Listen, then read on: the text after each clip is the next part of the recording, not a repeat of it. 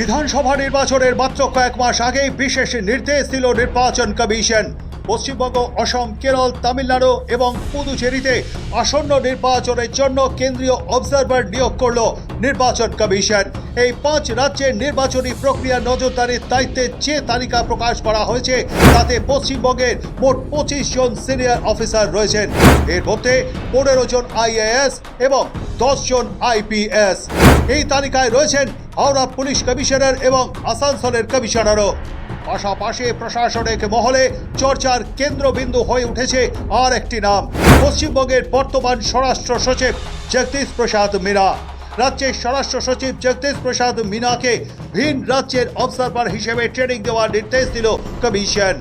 তবে যে রাজ্যে ভোট হতে চলেছে সেই রাজ্যেরই স্বরাষ্ট্র সচিবের নাম কেন্দ্রীয় অবজারভারের তালিকায় থাকায় প্রশ্ন উঠতে শুরু করেছে প্রশাসনিক ও রাজনৈতিক মহলে। যদিও নির্বাচন কমিশনের তরফে এখনো পর্যন্ত স্পষ্ট করে কোনো কিছু জানানো হয়নি স্বরাষ্ট্র সচিব জগদীশ প্রসাদ মীনাকে পশ্চিমবঙ্গের ভোটের জন্য অবজারভারের দায়িত্ব দেওয়া হবে নাকি তাকে অন্য কোনো রাজ্যে পাঠানো হবে।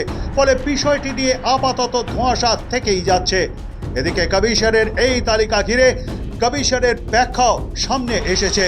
নির্বাচন কমিশনের দাবি, কেন্দ্রীয় অবজারভার নিয়োগের জন্য রাজ্য সরকারের কাছে অন্তত 5 বার অফিসারদের তালিকা চাওয়া হয়েছিল, কিন্তু নির্দিষ্ট সময়ের মধ্যে কোনো উত্তর না মেলায় কমিশন নিজেই অবজারভারদের তালিকা চূড়ান্ত করে তা প্রকাশ করেছে।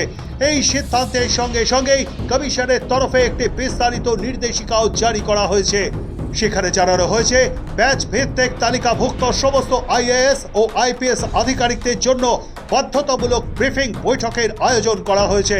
নির্ধারিত দিন, সময় এবং স্থানে সংশ্লিষ্ট অফিসারদের উপস্থিতি নিশ্চিত করার দায়িত্ব দেওয়া হয়েছে সংশ্লিষ্ট কর্তৃপক্ষকে। নির্দেশিকায় স্পষ্ট করে বলা হয়েছে, ব্রিফিং বৈঠকে কোনো আধিকারিকের অননুমোদিত অনুপস্থিতি অত্যন্ত গুরুত্ব সহকারে বিবেচনা করবে নির্বাচন কমিশন।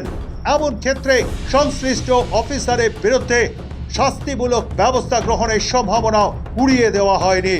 এই নির্দেশ কার্যকর করতে 24 ঘন্টার মধ্যে নোটিশ সার্ভ করার কথাও বলা হয়েছে।